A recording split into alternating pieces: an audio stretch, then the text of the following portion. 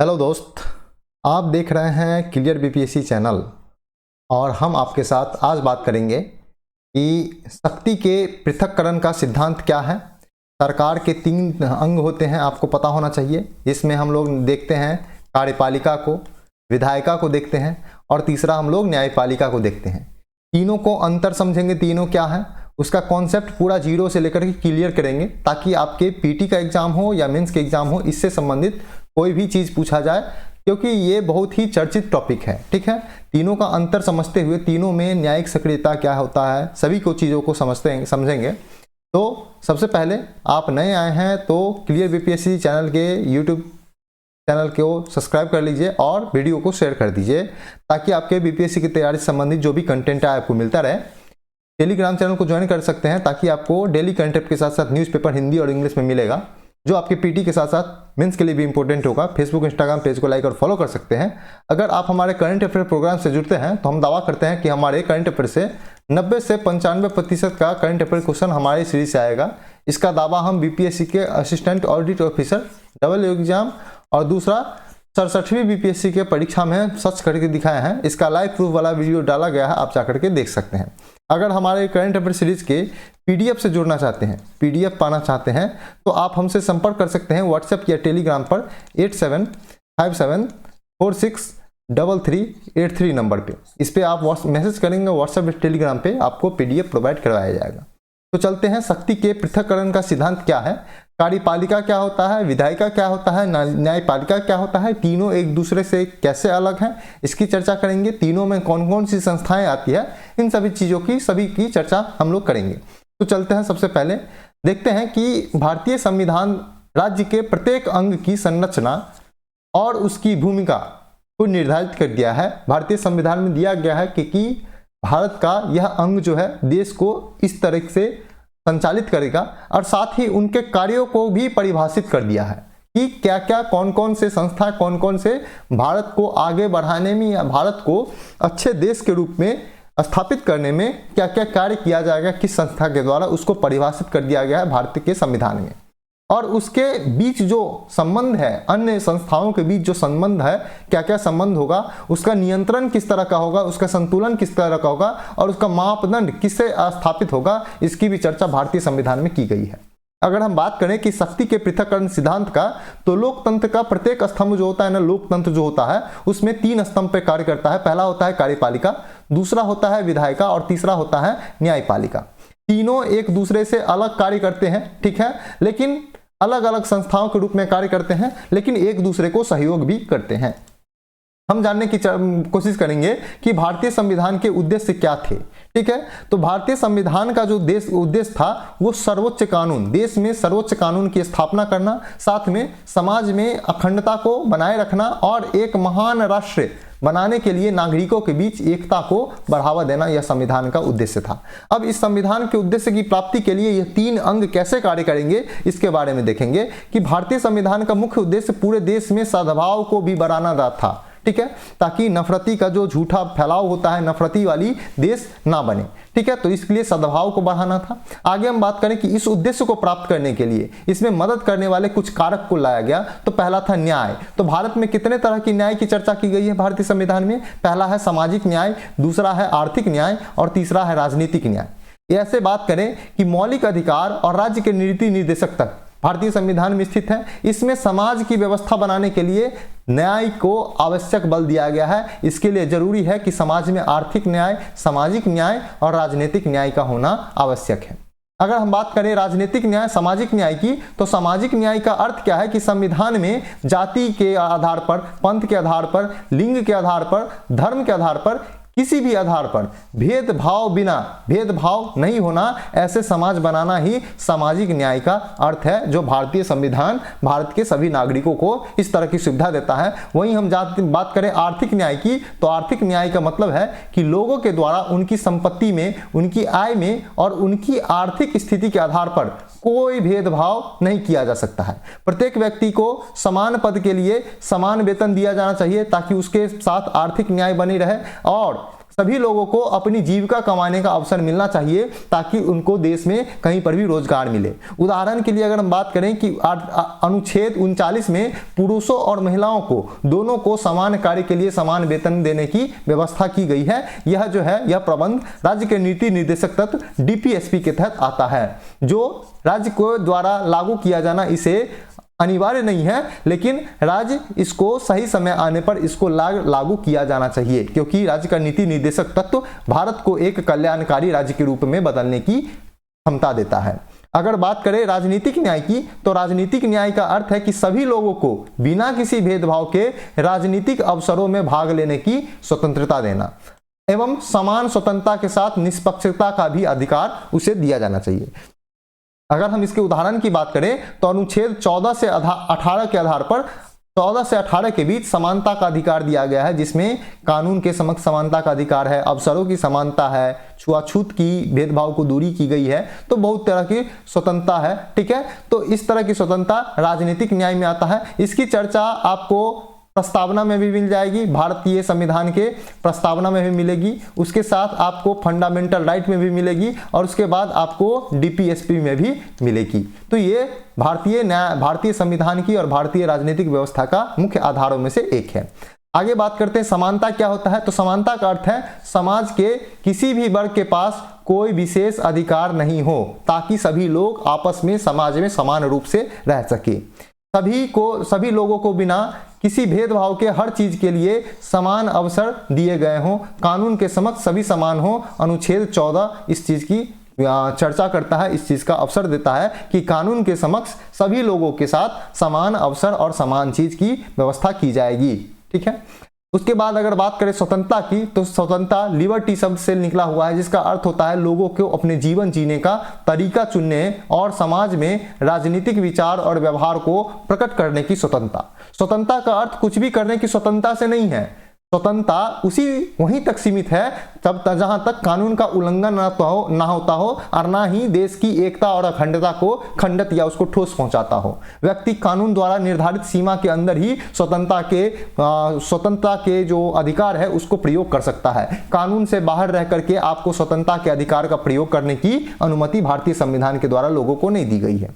आगे एक बात किया जाए तो भाईचारा शब्द को उल्लेख किया गया है। भाईचारा शब्द का अर्थ है भाईचारे की भावना को बढ़ावा देना और देश के सभी लोगों के प्रति भावनात्मक लगाव जो होता है उसको बढ़ावा देना। भाईचारा जो है राष्ट्र की गरिमा और एकता को बढ़ाने देने में मदद करता है। आप सोचते होंगे कि हम इन सभी चीजों को चर्चा क्यों कर रहे हैं, जब हम पृथक्करण की सिद्धांत की बात कर रहे थे, हम सामाजिक और आर्थिक राजनीतिक न्याय की बात क्यों किए हैं, जबकि हमको बात करना था कि देश में विधायिका, कार्यपालिका और न्यायपालिका कैसे अलग है, उसकी सिद्धांत क्या है। तो अब हम आते हैं इसी चीज पे कि शक्ति के पृथक्करण के इतिहास क्या है। शक्ति के पृथक्करण की अवधारणा पहली बार ईसा पूर्व 4वीं शताब्दी में अरस्तु जो थे, अरिस्टोटल के कार्यों में देखी गई। उन्होंने सरकार के 3 एजेंसियों का नाम बताया, जिसमें महासभा, सार्वजनिक अधिकारियों और न्यायपालिकों के रूप में वर्णित किया है। अगर आप political science and international relation PSIR subject अगर आपका ऑप्शनल है तो आप ये चीज जानते होंगे कि अरस्तु ने किस तरह की कार्यों की बात की थी। ठीक है, तो आप जानते ही होंगे। तो अरस्तु ने सबसे पहले ईसा पूर्व 4वीं शताब्दी में 3 एजेंसी की चर्चा की है, जिसमें पहला है महासभा, दूसरा है सार्वजनिक अधिकारियों की व्यवस्था और तीसरा है न्यायपालिका।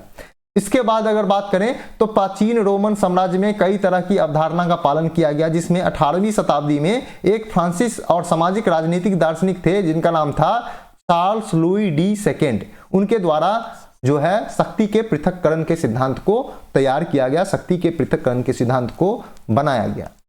आगे बात करें कि इनका जो प्रकाशन था स्पिरिट ऑफ द लॉज नामक पुस्तक में की गई और इनके राजनीतिक सिद्धांत और न्याय शास्त्र का इतिहास में महान कार्यों में से एक माना जाता है। इनके विचारों को अमेरिकी संविधान निर्माताओं के ऊपर गहरा प्रभाव माना जाता है कि शक्ति के पृथक्करण का सिद्धांत जो है इन्हीं से द्वारा अमेरिकी संविधान में लिया गया है।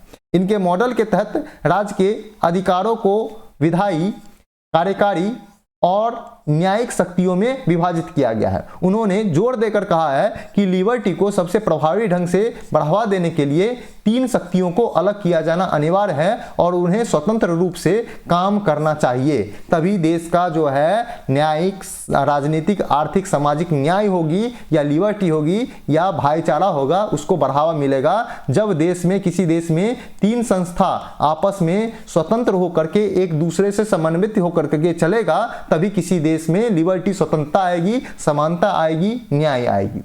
अगर हम इसके आगे बात करें, आगे बात करें तो शक्ति के पृथक्करण को क्यों महत्वपूर्ण माना जाना चाहिए। तो सबसे पहले शक्ति के संकेंद्रण। तो शक्ति का पृथक्करण इसलिए जरूरी है कि किसी एक के हाथ में विधायिका, कार्यपालिका और न्यायपालिका एक साथ ना हो। शक्ति के पृथक्करण का सिद्धांत यही सी अवधारणा से निकला है। अब हम देखते हैं कि शक्ति के पृथक्करण का क्षरण क्या है कि एक हाथ या एक व्यक्ति में शक्ति का केंद्रीकरण को रोकने से है। जैसे मान लेते हैं कि पहले के जमाने में राजा होता था, उसके हाथ में तीनों चीजें होती थी। न्यायपालिका भी होती थी, वो न्याय भी देता था, विधायिका भी होती थी, वो कानून भी बनाता था, और कार्यपालिका भी होता था, कानून को लागू भी करता था राजा, वही होता था। वही है शक्ति के एकीकरण। अब यह शक्ति के पृथक्करण, हर एक चीज, हर एक संस्था को, तीनों को अलग बनाया गया है और तीनों का कार्य अलग डाला गया है। तो कोशिश करता है कि इतिहास ने देखा है कि जिस भी राजा ने अपने शक्ति का दुरुपयोग किया है, इसके विनाशकारी परिणाम आए हैं। अगर हम बात करें पारदर्शिता के बारे में, तो इस सिद्धांत का अनुप्रयोग सरकार ने अपने कार्यों के लिए नागरिकों के प्रति उत्तरदायी और जवाबदेह बनाता है अगर शक्ति का पृथक्करण होता है तो, जिससे मानवाधिकार के प्रचार और संरक्षण में सहायता मिलती है। इसलिए शक्ति के पृथक्करण का सिद्धांत आवश्यक है। अगर बात करें अन्य प्रशासनों की उन्मूलन की, तो सत्ता का जो पृथक्करण का सिद्धांत है, जैसे राजशाही होती है या तानाशाही होती है, इस सब को कमजोरी में से एक को समाप्त करता है। अगर शक्ति का पृथक्करण होगा तो राजशाही ना आ पाएगी और ना ही तानाशाही को पनपने दिया जाएगा, जिसमें राजा अपने लोगों के प्रति जवाबदेह नहीं होता था। आज के डेट में शक्ति का पृथक्करण का सिद्धांत लोगों के प्रति जवाबदेही नेताओं के बीच संतुलित करता है। नेताओं को लोगों के प्रति जवाबदेही को सुनिश्चित किया जाता है। अगर बात करें प्राकृतिक न्याय की, तो प्राकृतिक निम्नलिखित सिद्धांत के अंदर विभिन्न भागों को एक संतुलन बनाता है, जिससे सरकारी निकायों के द्वारा कार्य को एक दूसरे से अलग होते हुए भी एक दूसरे को नियंत्रित करता है, आश्वासन देता है। कानून उचित है और प्राकृतिक न्याय का पालन करता है। यही भारतीय संविधान का लेखा जोखा है। अगर बात करें सरकार के 3 स्तंभ क्या हैं, तो पहला है कार्यकारिणी, जिसको हम कार्यपालिका कहते हैं, जिसमें सबसे पहला मंडल होता है अध्यक्ष। तो अध्यक्ष में कौन होता है? राष्ट्रपति। भारत में राष्ट्रपति अध्यक्ष है। तो राष्ट्रपति का चुनाव जो है एक निर्वाचक मंडल के द्वारा होता है, जिसमें संसद के दोनों सदन और राज्य के विधानसभाओं के निर्वाचित सदस्य शामिल होते हैं, मनोनीत सदस्य शामिल नहीं होते हैं। और राष्ट्रपति का चुनाव कैसे होता है? एकल संक्रमणीय वोट के माध्यम से अनुपातिक प्रतिनिधित्व प्रणाली के द्वारा। इसका अगर डिटेल्स आते हैं तो पॉलिटी वाला वीडियो आपको देखना होगा। आगे बात करते हैं कि संघ की कार्यपालिका शक्ति किसमें नियुक्त होती है? राष्ट्रपति में नियुक्त होती है। और राष्ट्रपति वह सीधे अधीनस्थ अधिकारियों के माध्यम से अपने शक्तियों का प्रयोग करता है। अधीनस्थ अधिकारी कौन होते हैं? अधीनस्थ अधिकारी होते हैं प्रधानमंत्री के साथ पूरे के पूरे मंत्रिमंडल। अगर राष्ट्रपति की बात करें तो राष्ट्रपति रक्षा बलों का सर्वोच्च कमान भी होता है, यहाँ पे दिया होता है। इनकी सभी शक्तियां राष्ट्रपति के पास होती है, रक्षा बलों की सर्वोच्च कमान की शक्तियां।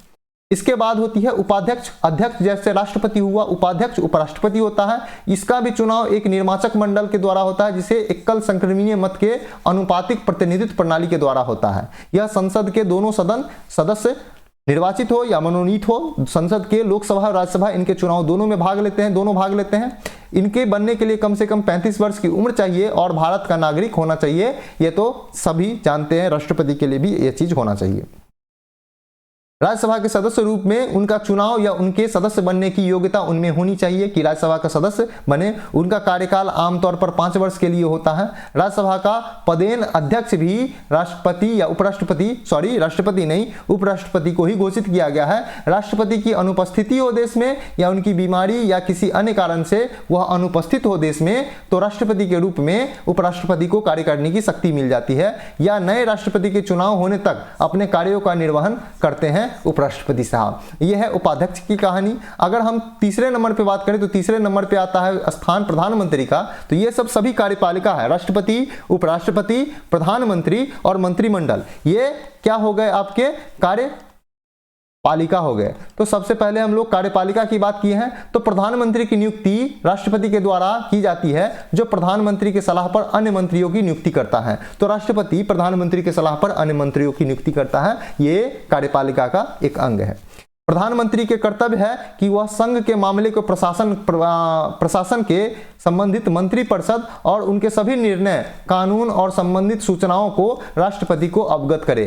प्रधानमंत्री का कर्तव्य बनता है कि जो भी निर्णय लिए जाते हैं, जो भी कानून बनाया जाता है, उनसे संबंधित कोई भी विचार, फैसला होता है, उसको राष्ट्रपति को सूचित करे कि ऐसा होने वाला है। इसके बाद आता है मंत्रिपरिषद। तो मंत्रिपरिषद राष्ट्रपति को उनको कार्यों के संपादन में सहायता देता है, उनको सलाह देता है, जिसकी अध्यक्षता प्रधानमंत्री कहते हैं। कहने का मतलब है कि राष्ट्रपति को सलाह देने के लिए, मशवरा देने के लिए, उनको कार्य को निष्पादित करने के लिए एक मंत्रिपरिषद होता है, जिसका अध्यक्ष कौन होता है? प्रधानमंत्री होता है। परिषद के समूह के रूप में लोकसभा के प्रति उत्तरदायी होते हैं। कौन? यह मंत्रिपरिषद आमतौर पर लोकसभा के प्रति उत्तरदायी होते हैं। काम की बात करें तो मंत्रियों को 3 श्रेणियों में बांटा गया है। पहला होता है केंद्रीय स्तर की मंत्री, दूसरा होता है राज्य मंत्री और तीसरा होता है उपमंत्री। तो इन सभी मंत्रियों में सबसे ऊपर प्रधानमंत्री का हिस्सा शामिल किया गया है। तो हम लोग देखे हैं कि कार्यपालिका का भाग जिसमें राष्ट्रपति, उपराष्ट्रपति, प्रधानमंत्री और मंत्रिपरिषद थे। अब हम लोग देखते हैं कि विधायिका के बारे में। तो विधायिका में सबसे पहले संसद की चर्चा की जाती है। तो विधायिका के बारे में और कार्य, उसके विधायिका का बारे में जानेंगे और उसके कार्य के बारे में जानेंगे। तो संसद भारत का सर्वोच्च विधायी निकाय है। जैसा कि अन्य संसदीय लोकतंत्र में भारत के संसदों के पास लोक शिकायत, बजट वेंटिलेशन को पारित करने, विकास योजनाओं, विकास को लागू करने के लिए, राष्ट्रीय नीतियां बनाने के लिए, अंतर्राष्ट्रीय संबंध जैसे विभिन्न विषयों पर चर्चा करने की, देखरेख, पूरा कानून बनाने की शक्ति किसके पास है? राज्य के, देश के संसद के पास है, यानी कि लोकसभा और राज्यसभा के पास है। आगे बात करें तो संसद भारत की सर्वोच्च विधायी संस्था भी है।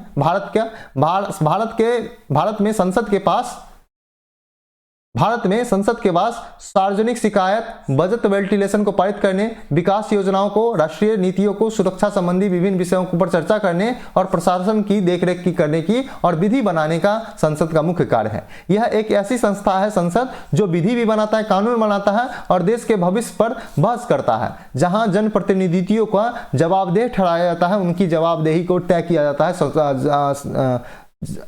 संसद में। ठीक है, भारत के लोग स्वतंत्रता और संप्रभुता के जीवंत प्रतीक के रूप में संसद को वर्णित करता है। संसद जो है राष्ट्र की संवैधानिक संरचना और राष्ट्र की प्रतिष्ठा का महत्वपूर्ण स्थान रखता है। ठीक है, तो संसद इस तरह का है। दूसरी बात करें संसद के सदस्यों की हटाने की शक्ति क्या है या संसद की शक्ति क्या है? तो संसद को राष्ट्रपति पर महाभियोग लगाने की शक्ति है। संविधान में निर्धारित प्रक्रिया के अनुसार सर्वोच्च न्यायालय, उच्च न्यायालय के न्यायाधीश, मुख्य चुनाव आयुक्त और सीएजी महानियंत्रक और महालेखा परीक्षक को हटाने की शक्तियां किसको दी गई है? तो इस सभी को हटाने की प्रक्रिया जो है संसद को दी गई है। संसद चाहे तो इन सभी को अपने पद से हटा सकता है। अगर बात करें इसके घटक के रूप में तो संसद में राष्ट्रपति और दोनों सदन को शामिल किया गया। कहने का मतलब संसद वह होगा जिसमें लोकसभा, राज्यसभा और राष्ट्रपति शामिल होंगे। राज्यसभा जिन्हें राज्यों के परिषद के रूप में जाना जाता है और लोकसभा को लोकसभा के रूप में जाना जाता है। राज्यसभा में अधिकतम संख्या 250 हो सकती है, जिसमें 238 राज्यों से और केंद्र शासित प्रदेश से, वहीं 12 राष्ट्रपति के द्वारा मनोनीत किया जाता है। अगर लोकसभा की बात करें तो लोकसभा में आवंटित कुल 552 सीट में है, जिनमें से 530 सीट राज्य से, 20 सीटें केंद्र शासित प्रदेश से और 2 सीट एंग्लो इंडियन भारतीय समुदाय से किए मनोनीत राष्ट्रपति के द्वारा किए जा सकते हैं। हालांकि इसका व्यवस्था इसी वर्ष 2022 में इसको समाप्त कर दिया गया है। तो अब कुल 552 में से 500 अधिकतम 550 भी हो सकता है। अब हम लोग तीसरा भाग देखेंगे न्यायपालिका के बारे में। तो न्यायपालिका क्या होता है? तो न्यायपालिका के बारे में समझेंगे। भारत में एकीकृत न्यायपालिका प्रणाली है। भारत में न्यायपालिका में शीर्ष स्तर पर सबसे पहले ऊंचा होता है सर्वोच्च न्यायालय का स्थान और एक पिरामिड नुमा संरचना है। सबसे पहले क्या होगा? ऐसे अगर बात करें तो एकल होगा, यहाँ पे होगा सर्वोच्च न्यायालय, फिर इसमें होगा विभिन्न राज्यों के उच्च न्यायालय और फिर नीचे होगा क्या चीज? अधीनस्थ न्यायालय और जिला न्यायालय। तो ये पिरामिड नुमा संरचना है। अगर हम यहाँ पे बात करें, इसको 3 भागों में बांट दें तो सबसे पहले ये सर्वोच्च न्यायालय हो गया, दूसरा राज्य का जो है उच्च न्यायालय हो गया, और तीसरा जिला न्यायालय और अधीनस्थ न्यायालय हो गया। तो पिरामिड नुमा संरचना है। उच्च न्यायालय जो है सुप्रीम कोर्ट के अधीनस्थ आता है, और जिला न्यायालय और अधीनस्थ न्यायालय जो है हाई कोर्ट के अधीनस्थ आता है। निचली अदालतें उच्च न्यायालय के सीधे कार्यवाही के तहत कार्य करती है। तो ये हो गई न्यायपालिका में। अब न्यायाधीशों की नियुक्ति की बात करें तो संविधान के अनुच्छेद 124 क्लॉज 2 के तहत और 217 के तहत सुप्रीम कोर्ट और हाई कोर्ट में न्यायाधीशों की नियुक्ति से संबंधित प्रावधान किए गए हैं। अगर न्यायपालिका की कार्य की बात करें तो न्यायपालिका जो है प्रमुख विधि के शासन की रक्षा करना इनका मुख्य कर्तव्य है। कानून की सर्वोच्चता सुनिश्चित करना इनका मुख्य कार्य है। वहीं व्यक्ति के अधिकारों की रक्षा करना और विवादों के विधि के अनुसार सुलझाना और सुनिश्चित करना, लोकतंत्र में व्यक्तियों के समूह को तानाशाही को खत्म करना इनका मुख्य उद्देश्य है न्यायपालिका का।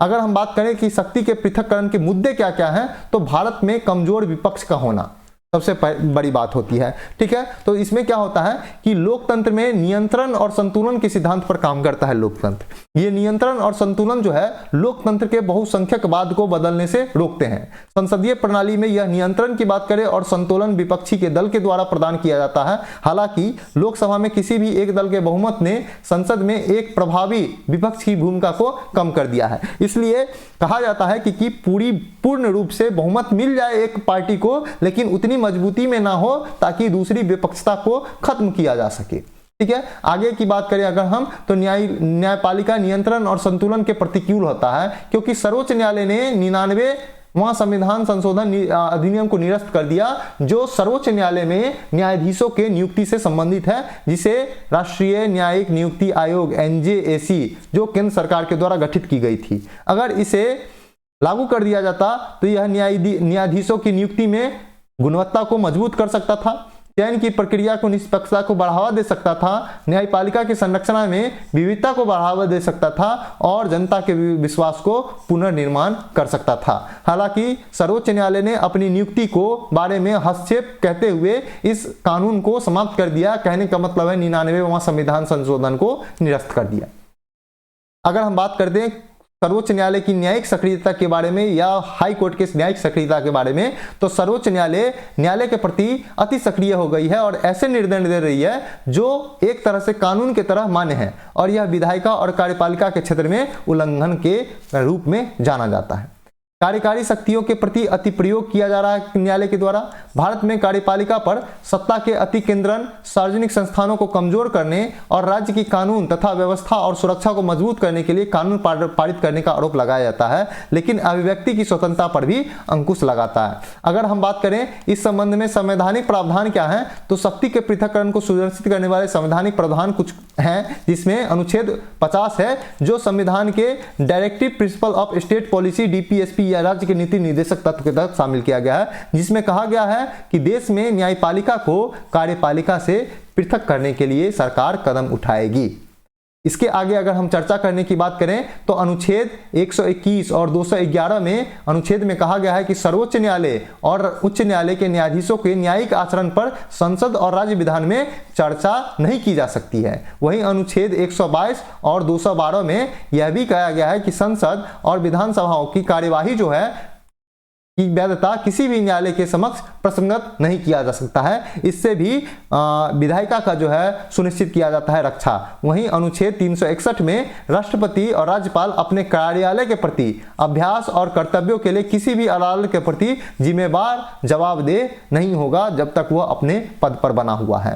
तो आप लोग को समझाने की कोशिश कर रहे थे कि न्यायपालिका, कार्यपालिका और विधायिका किस तरह से अलग है, किस तरह से तीनों एक दूसरे से पृथक माना गया है, इसका प्रावधान कहां था, इसके क्या क्या उपबंध हो सकते हैं, इसके मुद्दे क्या क्या हैं, सभी चीज की चर्चा किए हैं। अगर हम आपके साथ कुछ प्रश्नों की चर्चा करें तो प्रश्न नंबर आप देखिए, क्वेश्चन नंबर भारत के राष्ट्रपति के चुनाव में संबंधित निम्न कथनों पर विचार कीजिए। ऑप्शन नंबर 1 और ऑप्शन नंबर 2 है। आप इसमें से क्वेश्चन को पॉज कर लीजिए और आंसर दीजिए A, B, C, D इनमें से कौन सा है, क्योंकि यह पिछले वर्ष में पूछा गया प्रश्नों में से एक है। तो इसका आंसर आप पाएंगे ये केवल एक होगा, इसका आंसर देखिए केवल एक है।